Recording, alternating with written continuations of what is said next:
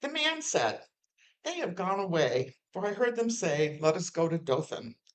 So Joseph went after his brothers and found them at Dothan. They saw him from a distance, and before he came near to them, they conspired to kill him. They said to one another, "Here comes this dreamer. Come on now, let us kill him and throw him into one of the pits. Then we shall say that a wild animal has devoured him, and we shall see what will become of his dreams." But when Reuben heard it, he delivered him out of their hands, saying, "Let us not take his life." Reuben said, "Shed no blood. Throw him into this pit here in the wilderness, but lay no hand on him, that he might rescue him out of their hand and restore him to his father." So when Joseph came to his brothers, they stripped him of his robe, the ornamented robe that he wore, and they took him and they threw him into a pit. The pit was empty, there was no water in it. When some Midianite traders passed by, they drew Joseph up, lifting him out of the pit, and sold him to the Ishmaelites for 20 pieces of silver. And they took Joseph to Egypt. Then Joseph could no longer control himself before all those who stood by him, and he cried out, "Send everyone away from me." So no one stayed with him when Joseph made himself known to his brothers, the brothers that had thrown him in the pit. And he wept so loudly that the Egyptians heard it, and the household of Pharaoh heard it. Joseph said to his brothers, "I am Joseph. Is my father still alive?" And his brothers could not answer him. So dismayed were they at his presence. Then Joseph said to his brothers, "Come closer to me." And they came closer. He said, "I am your brother Joseph, whom you sold into Egypt. And now do not be distressed or angry with yourselves because you sold me here, for God sent me before you to preserve life. For the famine has been in the land for these 2 years, and there are 5 more years in which there will be neither plowing nor harvest. God sent me before you to preserve for you a remnant on earth and to keep alive for you many survivors. So it was not you who sent me here, but God. He has made me a father to Pharaoh and lord of all his house and ruler over all the land of Egypt.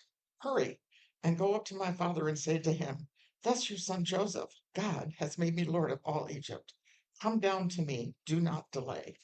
You shall settle in the land of Goshen, and you shall be near me, you and your children and your children's children, as well as your flocks, your herds, and all that you have. I will provide for you there, since there are 5 more years of famine to come, so that you and your household and all that you have will not come to poverty. And now your eyes and the eyes of my brother Benjamin see that it is my own mouth that speaks to you. You must tell my father how greatly I am honored in Egypt and all that you have seen. Hurry and bring my father down here." Then he fell upon his brother Benjamin's neck and wept, while Benjamin wept upon his neck. And he kissed all his brothers, and he wept upon them. And after that, his brothers talked with him. There was a duck that walked into a store and shouted at the proprietor. Yes, this was a talking duck. "Hey, got any duck food here?" The store proprietor answered, "No, we don't." The next day, the duck returned and asked, "Hey, got any duck food here?" The store proprietor replied, "I told you yesterday, we don't have any duck food. Now please leave." The next day, the duck returns and inquires, "Hey, got any duck food?" The store proprietor responds, "For the last time, we don't have any duck food. And if you come back here and ask again, I'm going to nail your feet to the floor." The next day, the duck returned and yelled, "Hey, got any nails here?" The store proprietor answered, "No, we don't." The duck exclaimed, "Good, got any duck food?" Cindy read quite a bit, as we said, from Genesis chapter 37 and then Genesis chapter 45. And this is all ultimately about, in Genesis 45, about food distribution, what food is in Egypt. But when taken together, these are two scenes from what is often called the Joseph cycle, that traces the life of young Joseph, son of Jacob and Rachel, from his misfortune at the hand of his brothers who sold him into slavery to Midianite traders, to a reconciliation with his family when Joseph has been elevated to be an authority in the land of Egypt, having control over food distribution. Reading Genesis chapter 37 and then chapters 39 to 50, that's the whole of the cycle, one can come to appreciate the fullness of this account of Joseph's fall, quite literally, actually. He falls into a pit, he's thrown into a pit, and ultimate rise. Or go to a production of Joseph and the Amazing Technicolor Dreamcoat, which I have had the privilege of doing twice, not once, but twice in recent years. One thanks to our pianist, Michael, as has been mentioned. So in a nutshell, as long as the reading it wasn't the whole of the Joseph cycle. So if I'm boiling it down, the high points of Joseph's story. Joseph's brothers are jealous of the apparent favoritism shown to Joseph by their father, Jacob, ostensibly because Rachel, Jacob's beloved wife, is Joseph's mother, along with the younger Benjamin.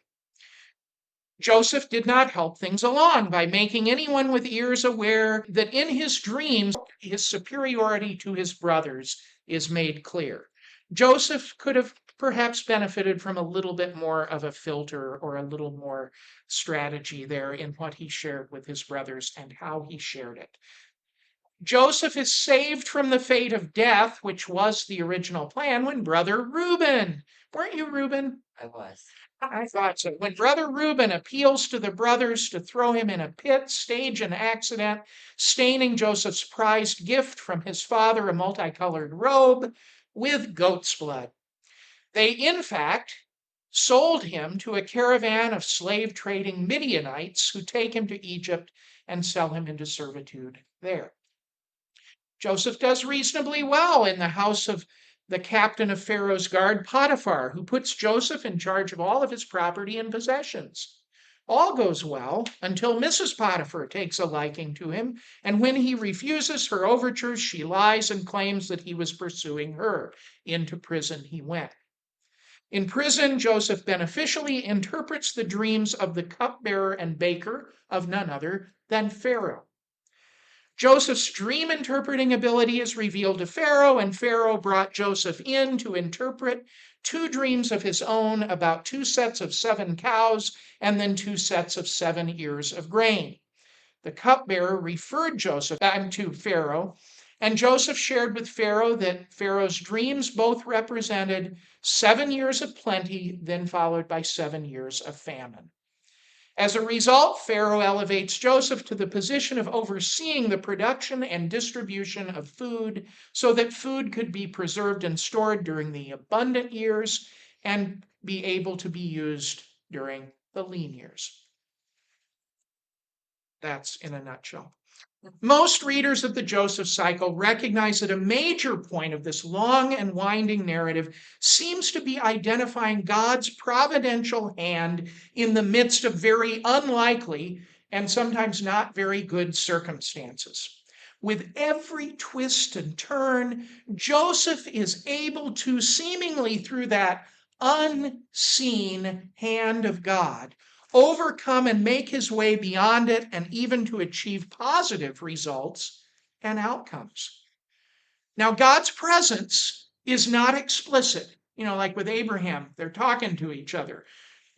Jacob has these wild dreams and that sort of thing, and wrestles with an angel or a heavenly being. God's not as blatant with Joseph. So it's kind of the unseen hand of God. God's presence is not explicit, but behind the scenes in the account of Joseph's life and the challenges that he faces. Walter Brueggemann explains in this way about the Joseph material in Genesis. It urges that in the contingencies of history, the purposes of God are at work in hidden and unnoticed ways. But the ways of God are nonetheless reliable and will come to fruition. This narrative is attentive to the mysterious ways of God's providence. The purposes of God are not wrought here by abrupt action or by intrusions, but by the ways of the world which seem to be natural and continuous. There's no appeal for faith or response, for the main point is the ways of God are at work regardless of human attitudes or actions. This story takes a high view of God, so high that human action is declared irrelevant. Not only the brothers, but Joseph as well are unaware until the very end of the ways of God in keeping Joseph's original dream.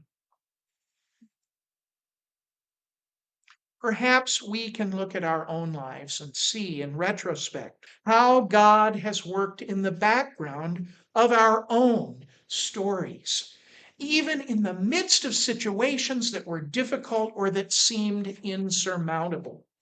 Maybe we can observe how God turned things around or changed things so that we were able to ultimately get to a better place, whatever that looked like. Possibly even those things that we once perceived as problems ended up serving as means of blessing for us. It is when Joseph is in this exalted position in Egypt that he actually recognizes his brothers. They appear one day. They come to him seeking assistance during the famine that's affected the land of Canaan, where they live as well. Learning that there was grain in Egypt, Jacob sent them to try to buy some of it for them. Maybe they have enough surplus that they can sell it to some needy Canaanites. It becomes clear to Joseph that although Joseph knows that these are his brothers, they do not recognize him as Joseph, the one that they sold into slavery years earlier. So at first, Joseph kind of sneakily conceals his identity and uses the lack of recognition to find out about the well-being of his father and younger brother, Benjamin, even insisting on keeping brother Simeon in Egypt until they would return with Benjamin so that he could see for himself his beloved sibling. When they return eventually, it gets to the point, though, there's this breakthrough moment, and that's where Cindy started reading in chapter 45, that there was that point where Joseph couldn't control himself any longer. He reveals himself fully to them, letting them know that he who they thought long dead was alive and had helped them. This is a turning point. Now, this revelation could lead to something other than it did. It could lead very logically to retribution. Joseph's brothers surely were quaking in their sandals, worried about how things would turn out for them. In fact, the text says they were dismayed at his presence. Meant they were very worried. Joseph could have tried to turn the tables on them. I can't doubt that occurred to him, that somewhere in his mind, I could use my position to I could withhold food from them. And he did. He started out by holding back, by keeping control of the situation, manipulating it. There was some subterfuge there. But now Joseph presents himself, not in power, not in that authority, but in vulnerability. Then he fell upon his brother Benjamin's neck and wept, while Benjamin wept upon his neck, and he kissed all of his brothers and wept upon them. And after that, his brothers talked with him. I think the story of Joseph becomes one about how one uses power and authority when they have or when they get the upper hand in life. It all began with Joseph lording his greatness over his brothers because their father favored him. Then, when the brothers had the chance to gain advantage over their brother, Joseph, they took it and sold him into slavery. And now, when Joseph has them at his mercy at that moment, when he can ensure their future or their doom, he chooses to reconcile with them, to give them the chance to settle in the land of Goshen and to assist them in not only surviving, but thriving. because that is what is in Joseph's authority to do. And he uses it not for harm or revenge, but instead for blessing. He realizes how God has worked for his own blessing, and he chooses to put his power to work to bless others. Roger Nam writes about this breakthrough of mercy and recognition that Joseph moves from the position of authority into a dialogue of generosity. The subtle nods of resentment have disappeared. Joseph is eager to forgive and restore the family, not just for his generation, but for a dysfunction that permeated the earlier generations.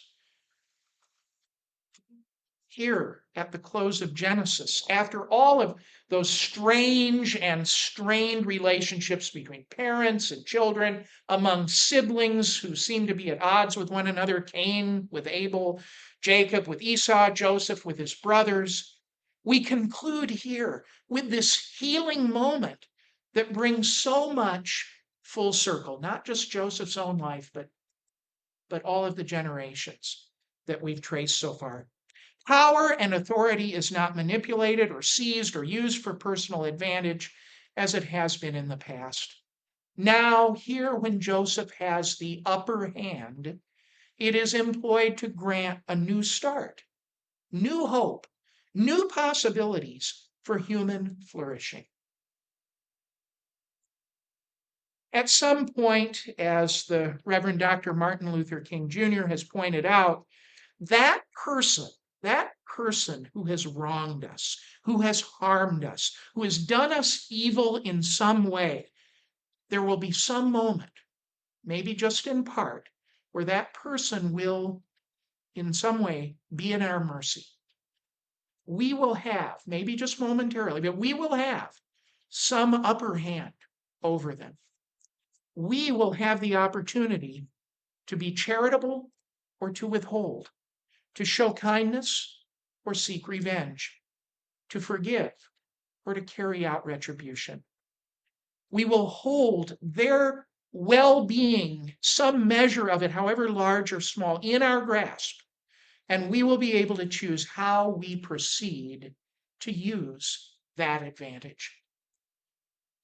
Joseph's story provides us with a model of how we might respond when we have the upper hand and when we have the chance to use our power and authority, whatever that might look like. At the end of the day, we can choose to end the cycle of conflict, struggle, and enmity, to bridge that which divides. With whatever means God has placed in our hands, we can decide to keep whatever cycle it is going, or to use it instead to transform it for good. May God's seen and unseen presence in our lives ultimately influence us in how we make our choice, as Joseph did his. Amen.